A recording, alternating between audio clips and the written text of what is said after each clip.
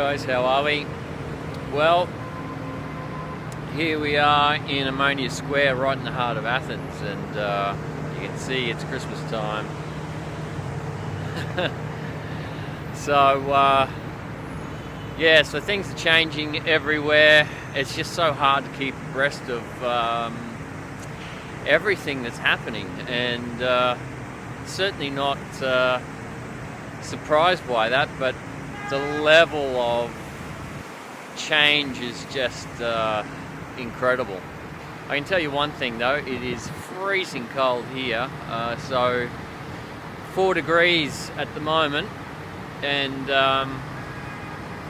expecting a top of 11 today, so it's really cold. Anyway, just thought I'd share a little bit about the research that I've done on Brazil at the moment, because it was one of the places that certainly was looking at doing a bit of a deep dive on, and just trying to get as much information about the place as possible. And I can tell you the GDP per capita is really nothing like that of, say, Australia or the US.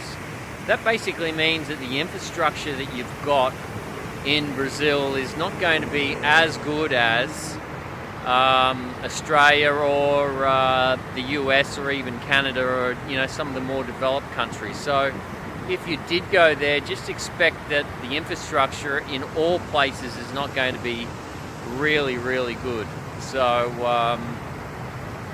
but that's to be expected. I mean, not everywhere is the same, right? So you take that with a bit of a grain of salt, and it's just one of those things that you take into consideration. When you consider the metrics of Brazil, like a city like Rio de Janeiro compared to a city like Sydney in Australia, your costs are significantly lower. They're actually 64% cheaper from the research that I've done. So it's 64% cheaper to live in Rio de Janeiro than it is to live in a place like Sydney. The big factor in that is actually your housing. So I just looked at studio apartments, for example. In Rio de Janeiro, the average price is $378 a month. That's US. So you can see that that's significantly less than Australia, which in some places is it's almost $4,000, but not for a studio, obviously. But so it's anyway. Look, it's significantly cheaper than Sydney. So when you consider food in Rio de Janeiro is going to be 64% cheaper than that in Australia. So that means that your cost of living is going to be significantly less in a place like Brazil. But as I said, the thing that you have to also take into consideration is that of your GDP per capita.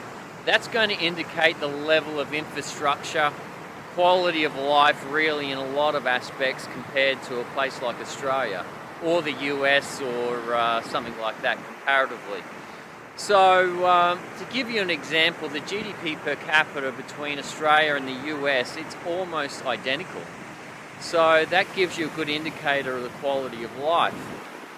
In saying that, that sense of freedom, that sense of having control over your own life, and not having big government involved in everything that you do, is going to be a lot different in a place like Brazil compared to a place like Sydney.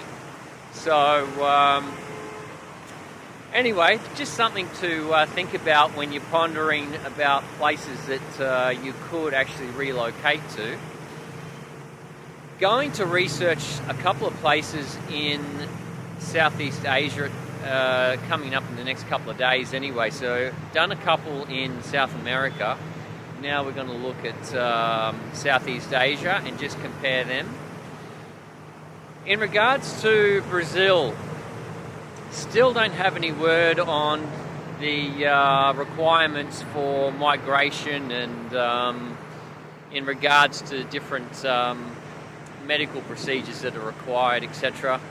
And not expecting that until next week, so I'll give you a bit of an update when I get that. But yeah, so things are changing pretty quickly everywhere, and it's fairly dynamic. It's hard to actually stay abreast of everything that's happening, and I'd love to be able to say that I've got all the answers, but look, all I'm focusing on doing at the moment is trying to get as much information together, try and put it in perspective, and then you can make your own decision as to what it is that you'd like to do. So, all right, guys, thanks for watching. Don't forget to subscribe to the channel, hit the bell notification so you get all the notifications, and go to the Overseas Exiles Facebook page and join the discussion there. So I think we've got about just under 300 members now, so it's really starting to grow pretty quickly. So,